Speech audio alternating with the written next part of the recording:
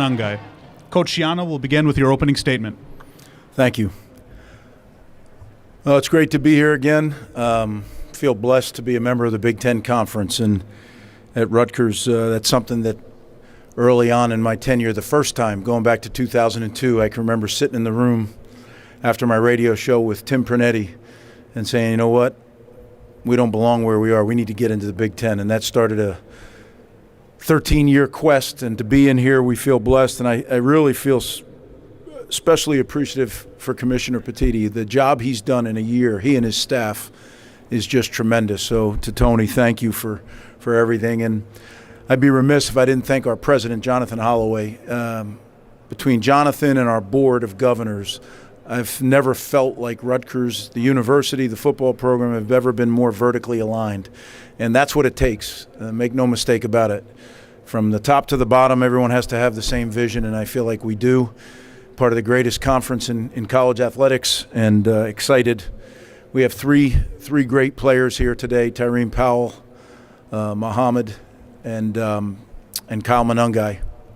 And when you talk about Muhammad Toure, just a tremendous football player and even a more responsible young man, a great leader on our team.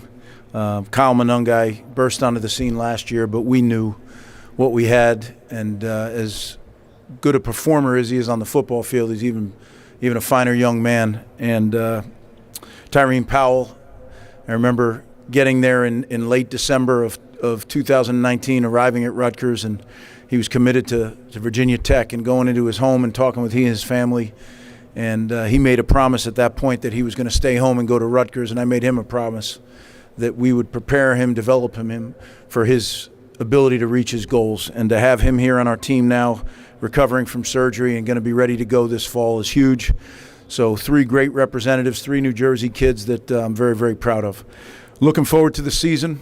We get started here. Our players arrive on Sunday, and away we go. We have a Thursday night start against Howard University, and looking forward to that. And again, we have a long training camp ahead of us, and one that we had to stay in the moment. You know, I talk to our players all the time. There's two great thieves in this world: the past and the future. And we talk about chopping the moment, chopping right now, being in the present. Well, that's what, as their leader, I need to do that. So this is a great entry to preseason camp, and with that, I'll take any questions.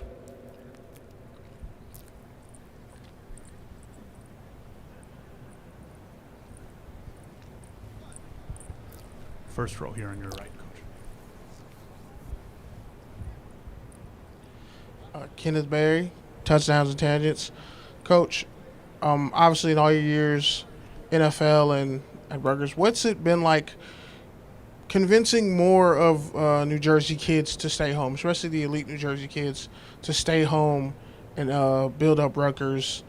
And secondly, in regards to just your team's identity and their football character, what's easier to to fill out and identify for you going into the season? Well, first off, you know, recruiting and retaining the best players in our backyard, New Jersey and New York, is critical to our success. But it's not just New Jersey or New York players. It's the right New Jersey or New York players. And quite honestly, I don't put a lot of stock. It's no disrespect to anybody, but the rankings and all that stuff don't mean a heck of a lot to me. We had a player by the name of Max Melton. When I came to Rutgers in 19, Max was the 22nd rated player in the state of New Jersey. Well, fast forward 4 years, he was the 43rd rated player in the world, right? He got drafted 43rd in the NFL draft. So how much those rankings mean, I'm not so sure. But I do know this: if you get the right players, the guys that are made of the right stuff, they're a cultural fit, and they have the ability. We wouldn't be talking to them if they didn't have the ability. But once you do, you find those guys that have the ability. The hard part is figuring out, are they going to be a cultural fit? And finding them in our backyard is critical. So that's something that has been going well. It's hugely critical, but something that I'm excited about. And the second part of your question, you know, who are we as a football team? I think it goes right back to our culture: family, trust, chop, right? And it doesn't vary. It's not a saying we put on the wall. It's not a shirt. It's how we try to live. And I think it's the greatest tool that I can send a young man into the real world with. Family, forget about me, I love you, right? We believe love is sacrifice, the ability to sacrifice for others with no expectation of something in return. You know, not a lot of that going on these days, right? To do that for your teammates and for your coaches, that's special, right? Trust, 100% honesty, and doing what you're supposed to do when you're supposed to do it. Right? Easy to say, really hard to do. And then CHOP, what I mentioned, the ability to stay in the present moment and focus on exactly that which you have to do. Right? Don't let those thieves get you. The past and the future, they get you off your mark. And we work really hard in teaching that. So when we say FTC, that's more than something we put on our helmet or something we put on our wristband. It's a way that we try to live life and equip these guys to go out into the real world and be able to be great husbands, great fathers, and productive members of society. So if that, you know, what is our team? It's that FTC.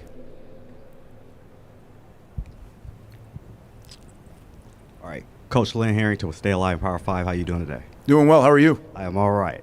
So last season, you led Rutgers to its first winning campaign since 2014. However, with the Big Ten expanded with 4 teams from the West Coast, how do you keep Rutgers from being a needle in a haystack approaching this new season? Well, look, I don't try to hide from who we are or what we are. Right? We've been playing football longer than anybody else on the planet. Yet we haven't been playing at this level very long. You go back to the mid-'80s when we really made the jump to major college football. So relatively young, but it's time. It's time to get going. It's time to make a mark. And as I've talked to our people about, we've been filling the pipeline since we got there with quality young men, quality football players. And I believe now the pipeline's close to being full, although some of it is young still, right? We have an experienced group at the end of the pipeline. We're going to have a lot of NFL players that come out of this season. And to me, anytime we've had great teams at Rutgers, they've been made up of NFL players. And I'm looking forward to it. I'm excited about it. I think that we have the guys that can lead our program. At some point in the last 18 months, it went from a coach-led program to a player-led program, and to me that's always been where the program really begins to shift and it begins to get results. So that's what we need to do. We need to stay focused on the moment right here, but certainly looking forward to the season ahead and the new people that are coming into the league. It's just great. I've always said this, the Big Ten, why do I love the Big Ten Conference? To me, it's that sweet spot, that intersection of elite academics with elite football. That's what makes us special. And it's still college football. I don't care, you talk about NIL, you talk about revenue sharing, all those things. It's college football. They're getting an education, and they're getting it at some of the most elite universities in the country. Dustin Schutte, Sports Illustrated. Greg, at the NFL Scouting Combine, we talked to a lot of different former Big Ten defensive players. They said that Kyle Monangai was maybe the toughest player they went against in the conference. What characteristics set him apart from other running backs or other players in this league? Well, I think what Kyle does best, he has an incredible patience to view, to watch, to wait. But when he makes the decision to go, he's a violent runner. He's violent the way he plays. He's violent with his feet and his legs. He doesn't stop. And the one thing that I love is to watch him run. I'd say 98% of the time he's falling forward. He's falling in the right direction. And that's a little bit of who our identity of our football team is we're going to get knocked down, but let's make sure we're falling in the right direction and we get up quickly and get back at it. Hey, Coach. Will Decker, LA Football Network. You guys made a huge jump defensively last year into the top 20 in total defense, and you returned 10 of your 13 starters from the position group. I was wondering if you could tell me what makes this group special and what makes you think they could build upon last year's success and ultimately have a better ranking than they did last year. Well, I do. I love our defense. These guys have been in the program now for 4 or 5 years. We're a developmental program, and I know people say that. We are truly, that's what we are. We take guys and we work really hard over a period of time, and they get to be really good players. And that's what I feel we've done now. Coach Joe Harris-Simiak, who's our defensive coordinator, has done a phenomenal job since he arrived. I think we have a great chemistry with the coaches and players, not only on the defensive side of the ball, but Coach Shiraka on the offensive side of the ball as well.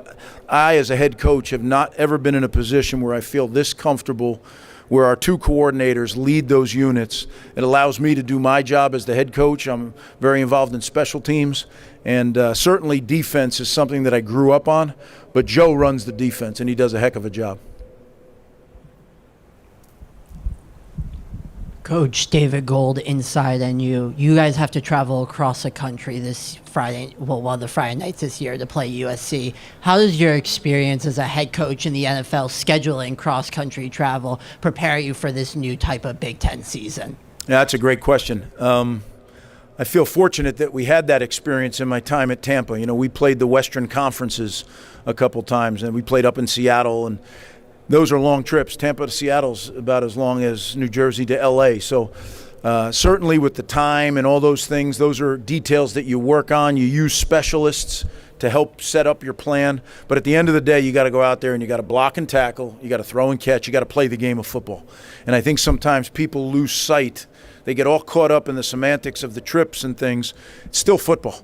And that's what our focus will be. Now, we're incredibly fortunate, again, to have these teams coming into our league, to go out and play our first time on the West Coast, playing the Coliseum. I've coached there before. That's a special place, so we're looking forward to that. Questions for Coach Schiano? On your right, Coach. Coach John Rhodes, voice of college football. About 10 years ago, a little bit over that, you built Rutgers into a huge powerhouse in the Big East Conference, and now you're here in the Big Ten trying to do the same thing. Can you talk about the way things are similar to building them back then, but they're different now? Yeah, well, I think college football is so different now, right? With the changes that have happened even in the last, you know, I heard one of the coaches down in the SEC said college football has changed just about every 6 months since he took the job. It was Billy down at Florida, and I'll tell you what, he's right.